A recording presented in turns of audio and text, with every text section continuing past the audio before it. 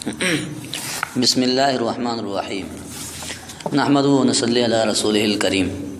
آج ہم اپنے اس کتاب میں سے یہ جو دروس کا سلسلہ شروع کیا ہے اس میں سے چوتھا سبق پڑھیں گے۔ اس کی حدیث ہے الغیبۃ اشد من الزنا، کہ غیبت زنا سے بھی زیادہ سخت ہے، یعنی اس کا گناہ اس سے بھی غلیظ ہے، اس کا نقصان زنا سے بھی زیادہ ہے۔ صاف واضح ہے کہ بھئی غیبت کے اندر جب ایک انسان دوسرے کی غیبت کرتا ہے پیٹھ پیچھے تو اس کو کتنی اس کی ہتک اور کتنی اس کی عزت کو وہ نقصان پہنچا رہا ہوتا ہے، اور یہ حقوق العباد میں سے بھی ہے اور زنا حقوق اللہ میں سے ہے۔ اس کا یہ مطلب نہیں ہے کہ زنا ایک عام گناہ ہے، نہیں، بلکہ دونوں شدید ترین اور بہت غلیظ ترین گناہ ہے، لیکن فرمایا اس کی یعنی غلاظت، غیبت کی غلاظت جو ہے یہ زنا کی غلاظت سے زیادہ ہے۔ آگے دعا ہے، یہ وضو کے درمیان کی دعا ہے۔ فرمایا اللہم اغفر لی ذنبی ووسع لی فی داری وبارک لی فی رزقی۔ یہ جب آدمی کیا کر رہا، وضو کر رہا ہو تو اس وقت اسے یہ حکم دیا گیا ہے کہ یہ دعا پڑھتا رہے۔ یہ دعا بہت ہی مفید ہے کہ اس کے اندر بہت سی باتیں آ جاتی ہیں۔ فرمایا سب سے پہلے کہ اے اللہ میرے گناہ معاف فرما دے، اور میرے لیے میرے دار میں میرے گھر میں وسعت عطا فرما دے، وبارک لی فی رزقی، اور میرے لیے میرے رزق کے اندر بھی برکت عطا فرما دے۔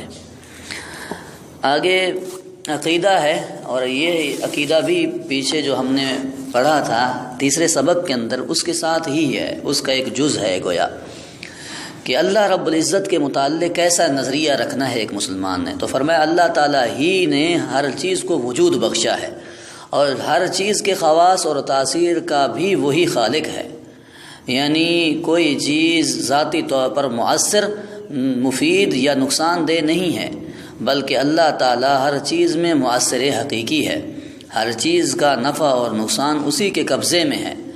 مثلاً ہر چیز جو ہے نفع نقصان دینے میں اللہ کی مرضی کی محتاج ہے۔ جب اللہ چاہیں گے تو کوئی چیز نفع دے گی، اگر اللہ چاہیں گے تو کوئی چیز نقصان دے گی، وگرنہ نہ تو دنیا کی کوئی چیز نفع دے سکتی ہے اور نہ ہی کوئی چیز نقصان دے سکتی ہے۔ مخلوق کی زندگی اور موت، صحت اور بیماری، اچھائی اور برائی سب اسی کے قبضے میں ہے۔